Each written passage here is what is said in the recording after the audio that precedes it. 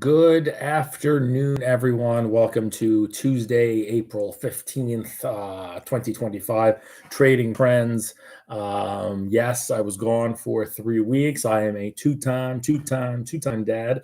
There is a screaming, hungry hippo of a baby upstairs. Thanks for the well wishes. Last we spoke, SPY was at 570, and now we took quite a plunge. I did watch a little bit of my last video, and I said, you know what, if we start to get a little bit more weakness, and we expected a distribution phase, and I said the market's not the place to be for the next 2 weeks, it really plunged. I said you have to look at that 530 level, which ironically is what we're looking at, as we speak today. We did plunge as low as 485, 490. We'll look at it in the SPY chart.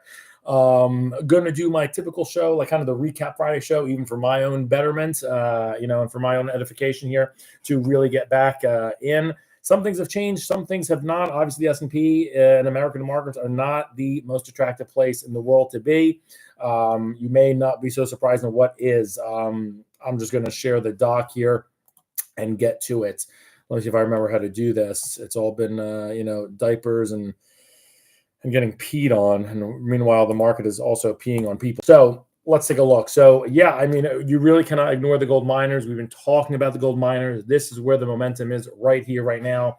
GDX hit a new 52-week high today. Okay, there's not many ETFs hitting new highs as we speak. It's up 22% in the past 5 days and 51% year over year to be the best performing ETF from last tax day. Don't forget your taxes through today. Okay, that's number one. No, nothing else tops that. Obviously not semis. They've had a fall off, of course. China's in number two. I don't want to give too much of the teasers away, but we'll see how Bitcoin is hanging in. But right now, all these people, I'm pretty sure AI configured here, and they look very happy as their gold miners ETF, GDX, again, hit new 52-week high, up 22% in the past 5 days, and up a nice 51% year over year.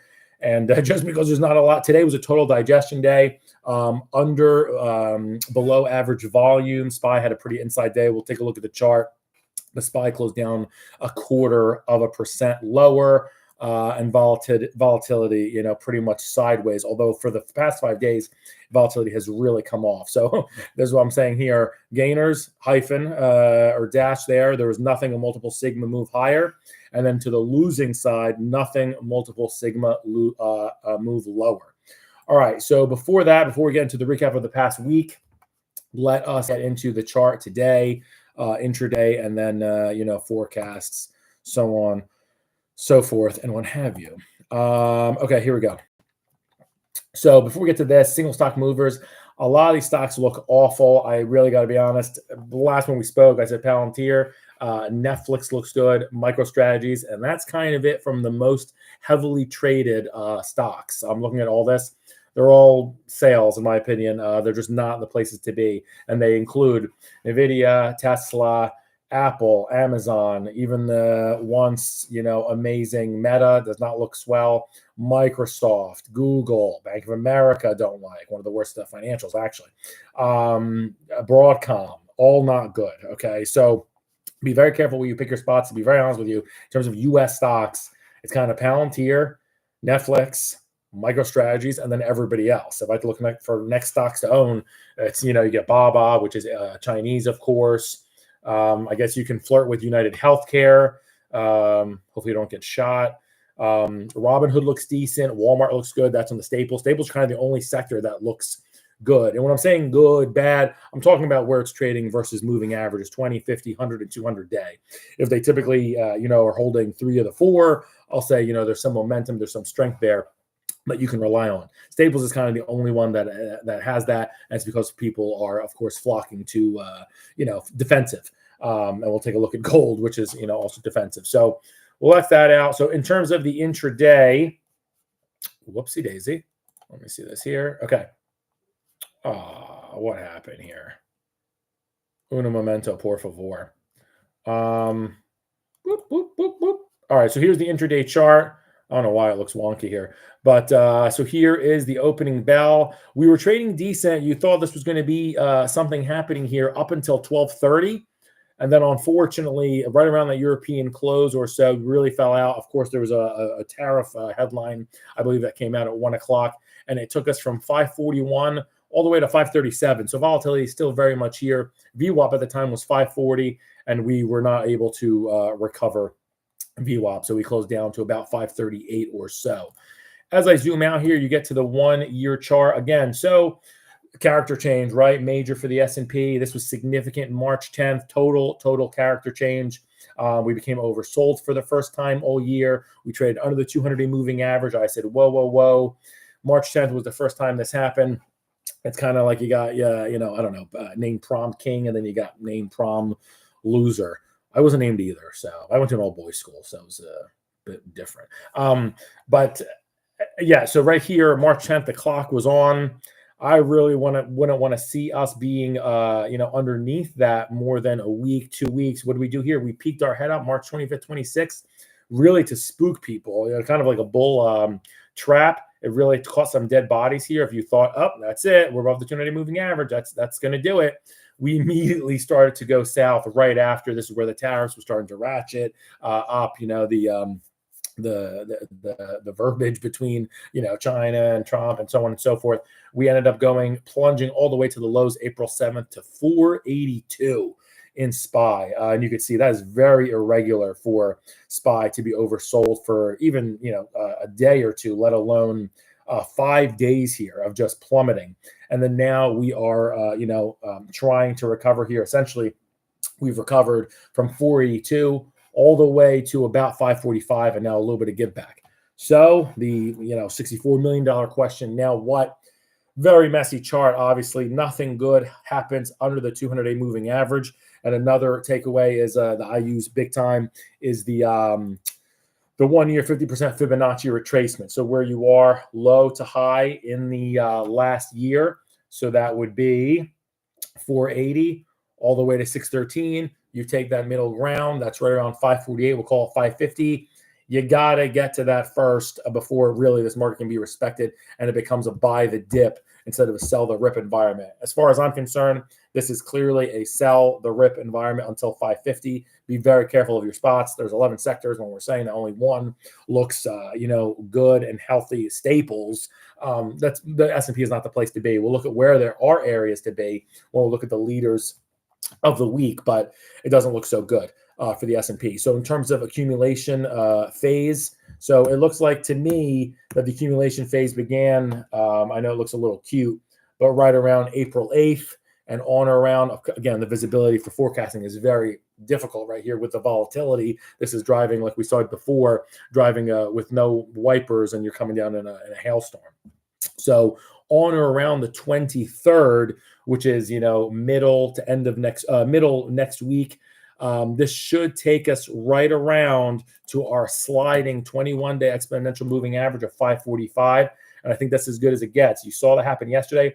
Look at the resistance. I mean, just to get really a nickel and dime here, the highs here, we have not been above 548 since April 2nd. And I know that's only 13 days. So what? Those are significant levels. Those old support is now resistance.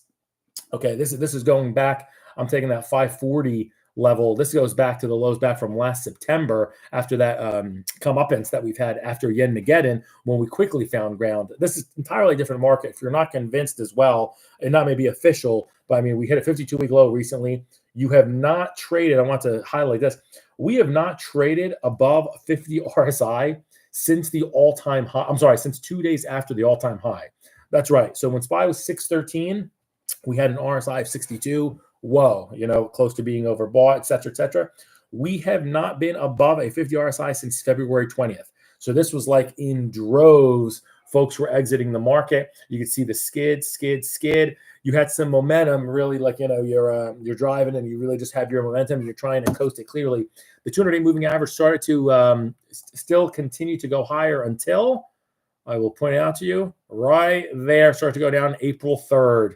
April 3rd, 200-day moving average went lower. What happens 2 days later? 52-week lows. There's no reason to hold a market with a sliding 200-day moving average. Now, what's the 200-day moving average doing? Slowing down, still going lower, albeit at a lesser pace. but the 200 moving average is 574. I like to round to speak for simplicity's sake here. So 574, that's your ultimate hurdle.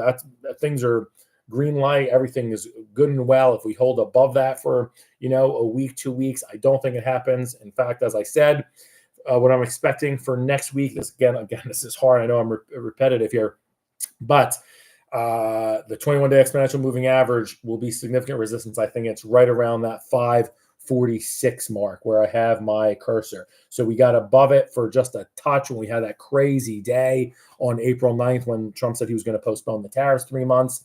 And then that's the highest it got was 549. And then we started to dip, and now we're trying to flirt with it again. I think, as I said for the last time, I think we'll get to right around that 545, 546 mark middle of next week, and that's as good as it gets. What happens after that? Probably a little more of this zigzags. Okay, it's you got to take this one day at a time. I was going to say 1 to 2 weeks at a time, but really one day at a time. And your 200-day moving average here is starting to become just a flat line at 574. So the S&P, not the best place to be.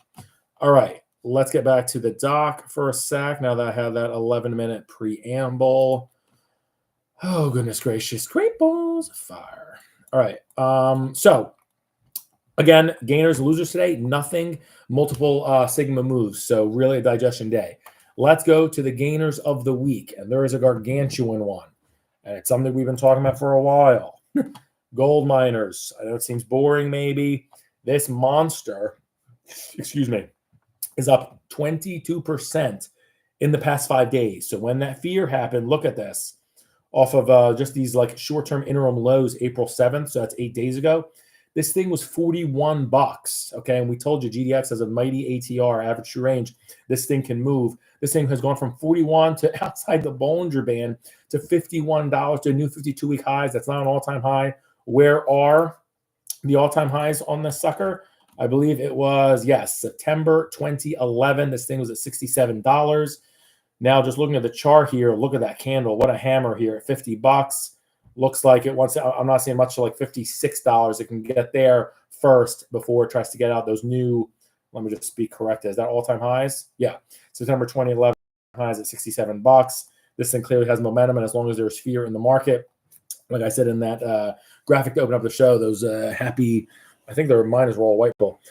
Ironically, I guess. It looks like it wants to go higher. This is not overbought yet. Not oversold, though, since this. Oh, that's a long, long chart.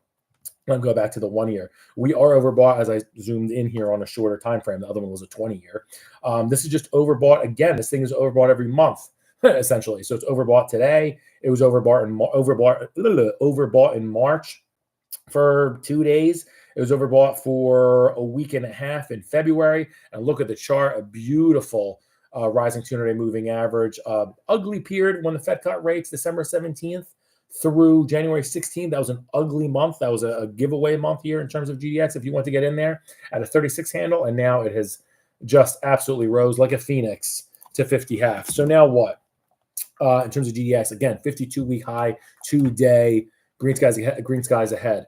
So I like this in terms of duration. I think this continues to go higher with some zig and zag. My upper target for this is 50 in the near term. I see this having another good week or so. Probably comes down a little bit, maybe towards 49. And then again, like I said, goes right around this 50 handle. To me, this is fully valued. I don't want to get in the way of it.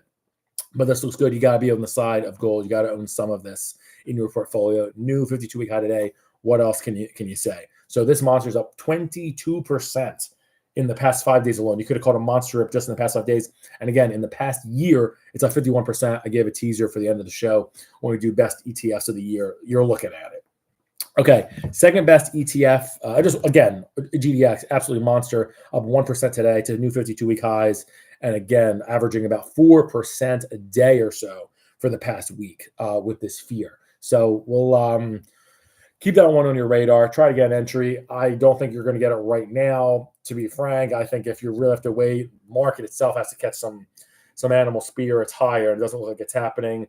You possibly have an entry in this in early May at around $45, $46. And that's this one, I think, though, is going to continue to saddle higher.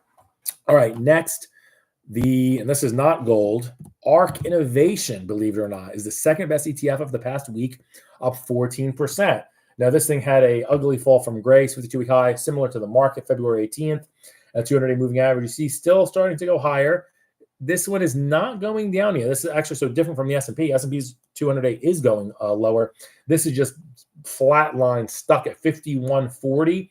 This has had a nice ascent. I just spoke about it, up 14% in 5 days. This thing has gone from $39 on April 7th to 47. So that's a heck of a move. Now, what do you do? Obviously, Tesla is a main holder in this, and other ARK trades, Roku, I think PayPal, and so on and so forth. I think this one continues to go higher. It's going to have to contend with its 21-day exponential moving average at 48. I'm not sure it has enough to get above that. I think it can surpass 48. The market is extremely weak, and this still is beta at the end of the day. So I want to be careful, but this is not the worst of the charts. It's your second best leader in the past week, outside of the gold miners. I think this does get to 48. That's only $1.50 from here, though. And then after that, I think it's going to have. Long story short, I don't think it gets this 200-day moving average of 51.40 on this go around in the next 2 weeks. I think it has a nice bullishness to 48, right here where my cursor is, and tops that 50. I don't think it takes out all this. Again, trees don't go to the sky, and this thing has just done a lot of work from 39, so it can't just go in one straight line. All right, and then something else not correlates. So again, the winners of the week: gold miners, ARK, and the next one this actually is up the same amount percentage as ARK. It's the European financials. So this one's back in the fold, and a nice looking chart. This is when you speak of European financials, people don't imagine a stellar, just a nice, stable, rising 200-day moving average like this. Look at the test here on April 7th, April 8th. Oversold, still held, and that's what you want to own. That's that no offense to fat people, but that's a fat person on a trampoline going down and going woof, whipping right back. It's okay. My son's fat, the new one. So this thing has gone and surpassed above a 50 RSI. We couldn't say that for many of the other. I mean, obviously, yes, the gold miners, but ARK is still weaker in that regard. European financials, very good looking. Here, the 52-week high came on March 18th, exactly 1 month after the SPY highs, and that was at 29 double or 29 half. A decent looking chart here. Now, what for a short-term, forecast? Again, I think this is having a relative strength buy. This one looks like it wants to head. I'm not sure it wants to head as high as 30 and punch in new 52-week highs, but I kind of think that's where it's going. I just want to be a little cautious because this thing has gone from 24 to 28, and this thing's not a massive volatility mover. Again, for a $28 stock, this is a 73-cent ATR, so not monster moves, but this thing has great flows. This thing has been overbought. There's a line of buyers here from literally mid-Jan through mid-March, and then they threw in the towel in April, but that's a nice towel to have gotten here. So I think this can head as high as $30. Out of the charts here that I've seen, gold miners, I wouldn't chase right here. This looks good. I think this has a ways to go. Be careful. An entry around 27.5 would be ideal. This was up 2% today. It's been ripping in the past week. Take a close look at this chart. This one has looked absolutely great all year. Okay, losers, top 3 losers of the past 5 days. You gotta look at this. Volatility, VXX, always tough to chart, a non-time series chart, but this is important to look at. We were talking about volatility, and I was concerned. I talked to you last on March 26th with S&P at 570 and VXX closing at 47. What concerned me was, I like that it was closing beneath the 200-day moving average. What I didn't like was the 200-day was starting to rise, start to see weakness in the S&P, and obviously, inversely, strength in volatility. And what happened? We hit a absolute crescendo April 8th. This sucker hit 91 and was overbought. Obviously, a line of buyers, and now we started to stair step lower. Now we trade at 68 today, up just about 40 bips or so.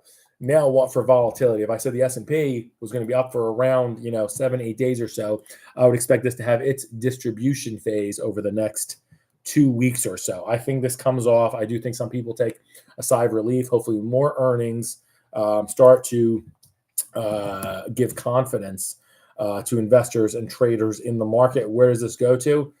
I have to think this goes to at least 62, which is another 10% from here, lower. I would just, again, 62 is a 21-day exponential moving average. I think kind of the signs are on the wall there. I think it gives up at least that. If things get really, if it really sells off, I would start to look at, about 55. I don't think that quite happens. I would first step look for 62, which is where my cursor is right here. And then after that, potentially 55. Again, the 200 moving average is now curled up and it's at 49. It would be amazing and really confidence to me. It starts to go lower and we start to go under 49 for a while. That would be great. We were looking at 52-week lows for VXX. I was looking for it. Said, oh, will it do it right here? Right. And then it never happened. Once that you had that scare in early March, this started to firm up and trades went sideways, or opposite rather. All right, so this was the big loser of the week, though. VXX was down this week as much as gold miners were up in the past week. So you can almost think of it as they flocked to gold miners and they got out of VXX. Almost trades that pop in my head. You could have sold GDX puts. That would have paid handsomely. You could have sold Ark puts. Would have paid handsomely. Also, you could have sold VIX calls. Would have paid great. So those are trades that popped out in the past week. Consider looking at this on your radar. I was going to mention one more thing about volatility. I think that's how Brits say volatility in it.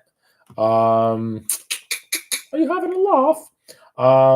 Yeah, I think that's all I have to say about VXX.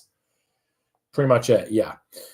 Okay, next. Yeah, so again, VXX down 20% or about 4% a day. Today was, flat up 40 bits. So this thing has really gotten hammered in the past 5 days, which is good to see if you were, long markets. You want to see a little bit of calmness. The next loser of the past 5 days, I really have to go really squinting in the charts here. It's VXX down 20%. Next biggest loser in ETF land was natural gas, down 4.5%. So you have a monster mover like VXX down 20%, and then have to zoom in, and then it's UNG down 4.5%. Haven't looked at this chart in a while. Look at this, getting really close to its flat line, 200 moving average at 1628. This thing peaked March 10th at $24, and what a fall it's had from 24 all the way down to 17. Today it was down almost 1%. Now what though? As you got to diversify, obviously it's not just buy S&P and the Mag 7 anymore. You should own certain commodities, so on and so forth. I think this has maybe another couple of ugly days with a low of about. I don't think the 200 moving average will be under attack, under threat, but it's possible just because of the volatility that exists in natural gas. I do think it will hold that 1630, and that would potentially be your entry pickup if you want to own this. The chart doesn't look phenomenal. It really looks like lower highs. I don't love it, but a lot of the charts out there look like crapola. So there's worse ones than this. But potentially, if you want to own this, I would possibly look for an entry in the next week at 1630, and then your target through this should be right around 20, which would be a nice pickup from 1630 to 20. Be careful though; not many things are getting scoopied in the market. And then something else that's gotten the crap kicked out of it: the U.S. dollar. We don't usually talk about volatility, net gas, and the dollar. That's what's giving a lot of people fear and getting them into things like gold. Look at this. The U.S. dollar, this is through the Deutsche Bank ETF, peaked on December 19th. You remember the Fed cut the day before that, I believe, and we peaked at 30.69 that day. Really came under attack March 4th. Again, a huge day, that March 4th day, when you saw a lot of things in the market really start to change. We went under the 200 moving average, and people were talking about the 10-year, of course, and rates jumping.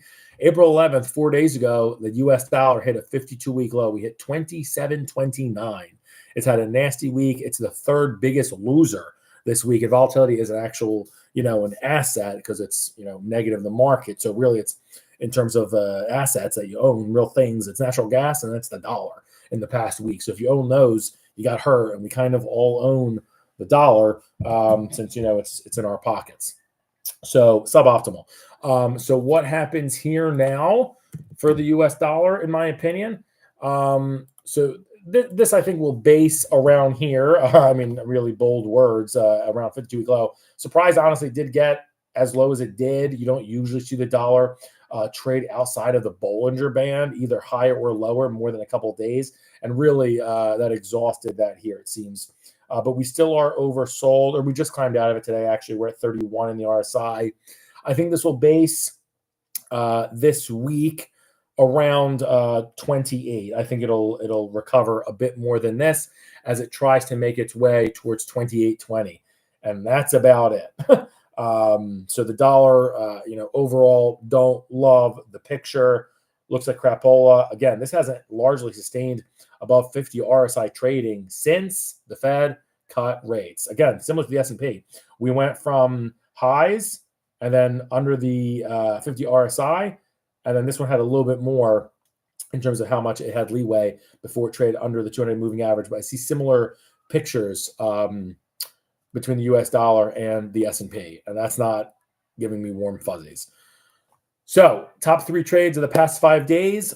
If you had long GDX, you got 22% in your pocket in just 5 days. Congrats. And a new 52-week high today.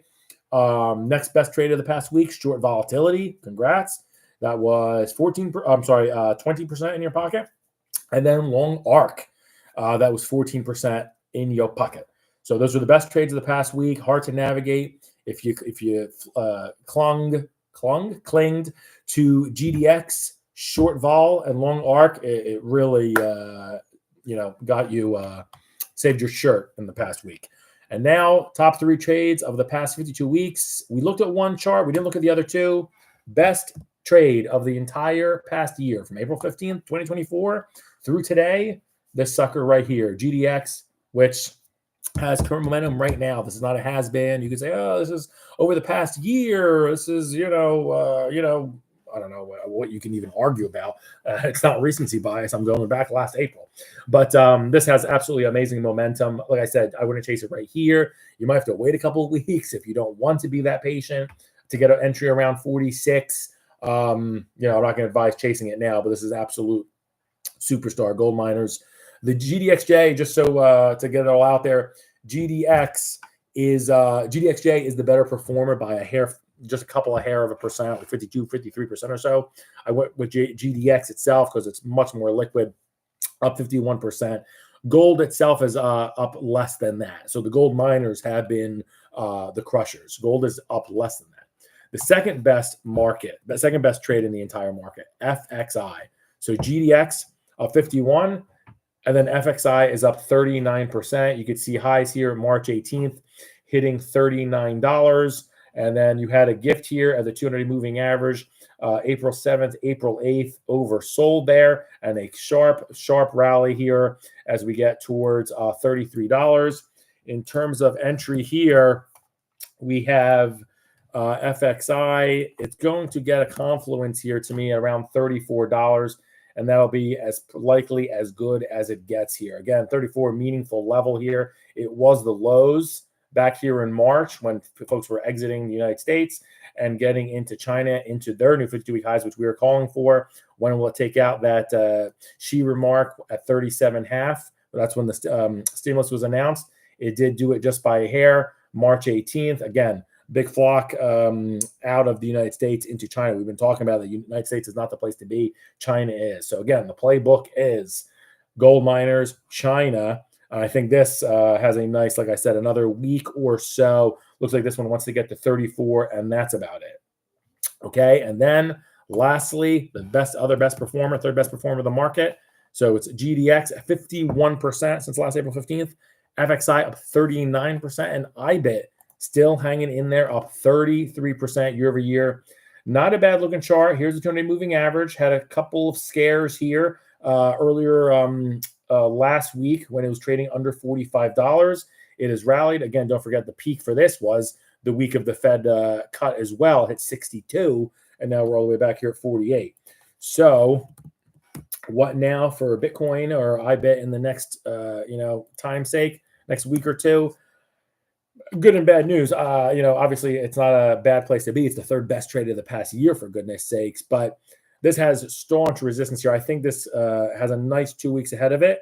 but I think it rallies to 52, 51, or right here, right where that Bollinger Band is. Even with I was factoring in volatility expansion, where this gets to 52, and that would be as good as it gets for Bitcoin, and that would be about 10% or so from here. So that is my call for that. So be careful. We know chasing some areas, even high performers like gold miners or an IBIT. Yeah. All right. It is good to be back. It is, I'm clocking in here at 30 minutes. It is Holy Week. If you have a heart beating, Jesus died for your sins, go to church on Friday. That's why you have off. It's called Good Friday. And I will be back on Thursday. What day is today? Tuesday. We'll be back on Thursday for the end of week recap, since the market is closed on Friday. And it is good to be back and not hear baby cries. All right. Peace.